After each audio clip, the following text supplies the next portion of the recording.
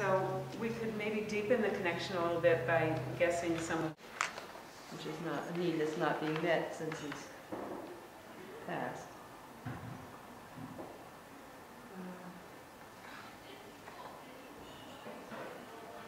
I can't feel that.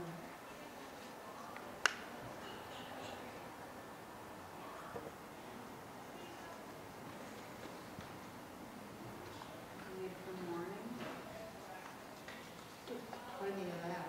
And I'm working with hospice. I'm guessing need connection.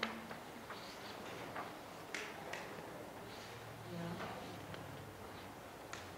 A need for mourning. I saw a need for sharing, particularly those of us who have been through that kind of thing.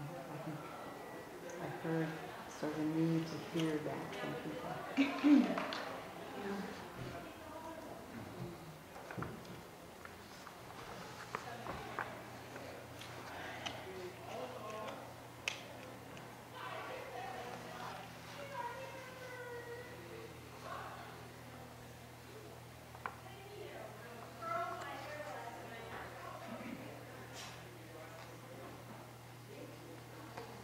Do you have a need to celebrate how special it was to you? I can't do that yet. Are you aware of a need, Ann, that we haven't commented on? We want to put out there? There's so much chasing around inside of me that I can't. Yeah. When I can stay in my head and be rational and plan, I'm much better off than I am when this emotional thing kicks in, because then the squirrels are all in the wheel at the same time, and it's just crazy.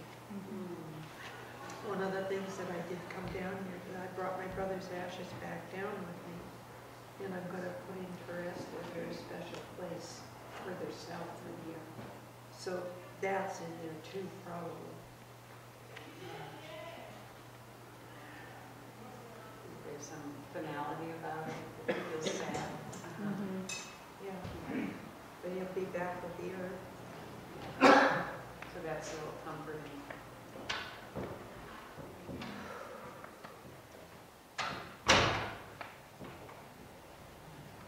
What do you feel inside your body right now? The squirrels, Money? yeah, in all directions at the same time. So imagine like some peace and calm. And relief. Yeah. Be nice, but you know, that's time down the line.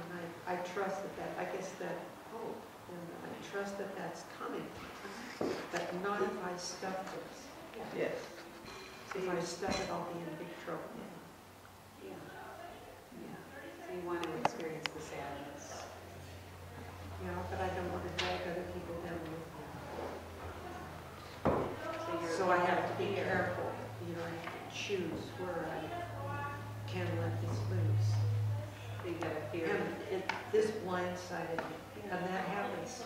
That's been happening. That all of a sudden I'm blindsided, and like I can walk into I walked into a hardware store and I had to turn around and just got blindsided. Yeah.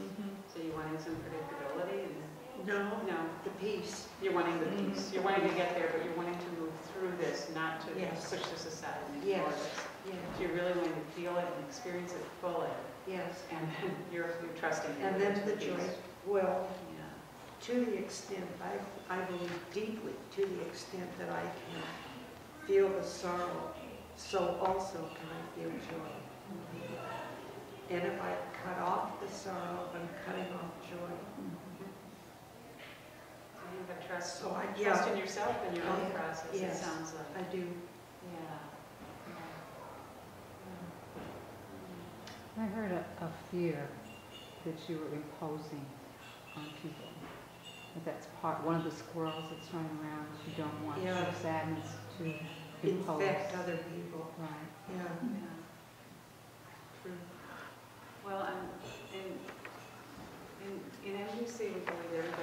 responsible for their own feelings. And I'm guessing maybe you've got fear of disconnection if you share and somebody doesn't want to Yeah. hear. Yes. And so you really want connection with people, so Yeah.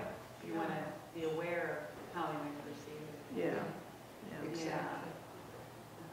Yeah. That's a really good observation. One is it kind of fits it to know and mean known, or to understand, be understood, that we kind of consistent with that. Yeah. And here I am in a group of people and I understand for today. Wow, this is a really big experience. We've all had these feelings, most of us. I'm A sorry. most of us have had feelings like this or very similar. You know, my mother died a year ago, and for the longest while, it's not happening now, but all of a sudden I'd be overcome with grief. I could be anywhere, any place, not even knowing what triggered it. Might have been a thought, whatever, probably was a thought. And I would just, grief would just well up. And I'd just be there in the hardware store or wherever with my grief. Yeah. Yeah. So I'm wondering if there's more than one expression.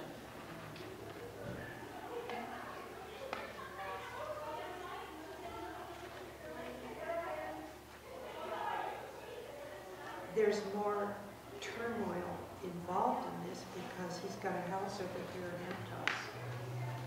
So you've got So all of a sudden, do I want to live in Santa Cruz County? Do I want to live in Humboldt County?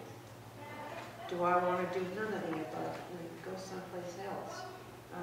so there's You know, what do I do? confusion. What do I do? What do I do? And I'm being required to make decisions because I handle these affairs.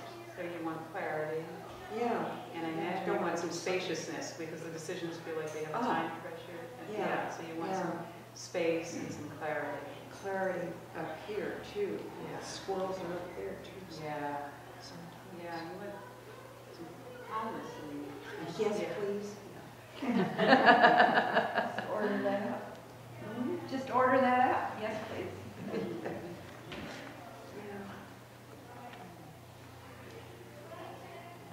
I'm feeling calm. You're feeling complete with that? Yeah. You need a tag. Okay. Well, thank you for trusting us with that.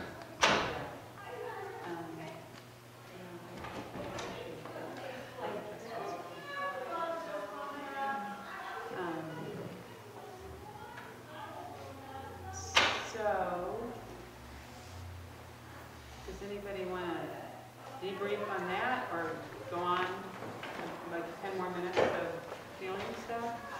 Does anybody have any questions about what happened? It was a wonderful example of how if I had thinking about birthday, I was expecting other people to have my emotions. It was oh yeah, Yeah. very different emotions. About Yeah. And if you go with that expectation, then you're missing opportunities for connection because you're not saying what is there for you? What's alive for you? What's real for you?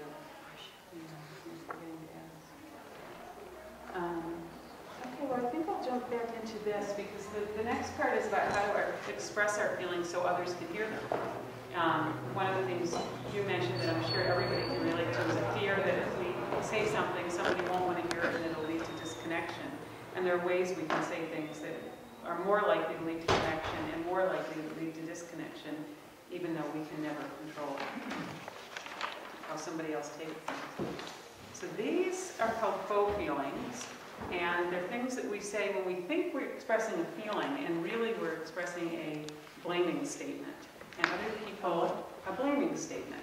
So you might say, I feel abandoned, and the other person is going to hear that they're abandoning you by you. Thank you, by you. Yeah, yeah. And so here you are saying, you know, I've got something up for me and it's really strong and I'm trying to connect by expressing myself, and then the other person pulls away.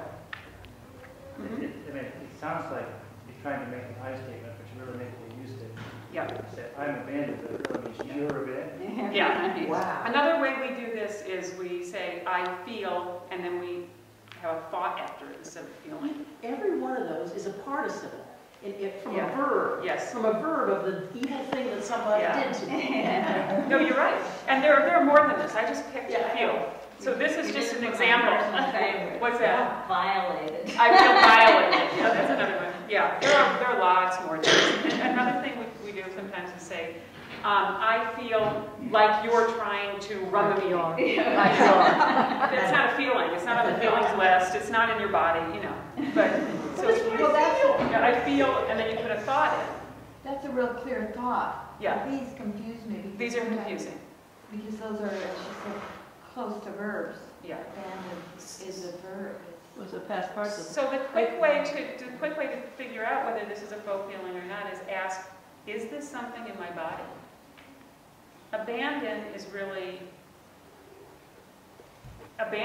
a feeling. It's a label for something you're thinking, and then the feeling might be despair. The feeling might be loneliness. The feeling might be sadness.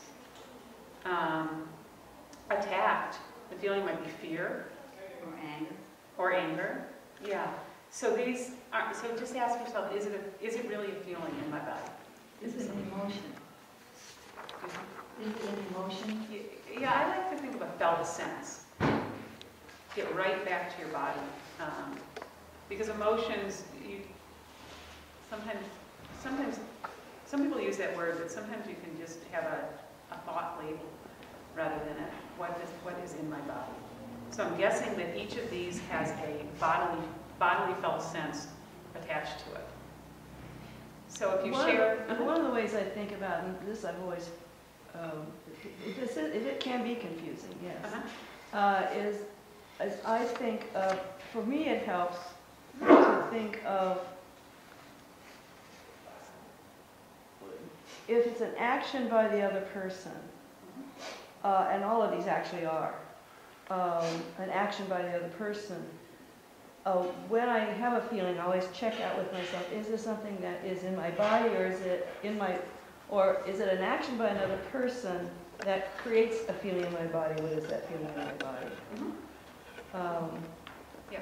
It's also helpful to memorize the list and avoid using Well, I just use the by you thing. If you can The put by you, yes. after it, then it must not be a true feeling. Yeah, by you. Yeah, that works too. That's Which the is action kind of by- what you said. Well, it's an by action by another the other person, yeah. So none of the feelings on the feeling list would be by another person.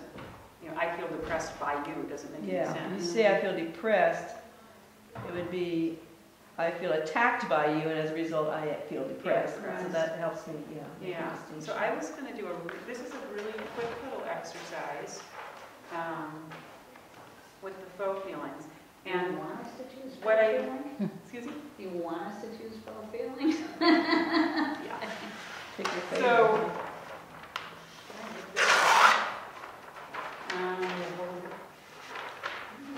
do that. Does that work?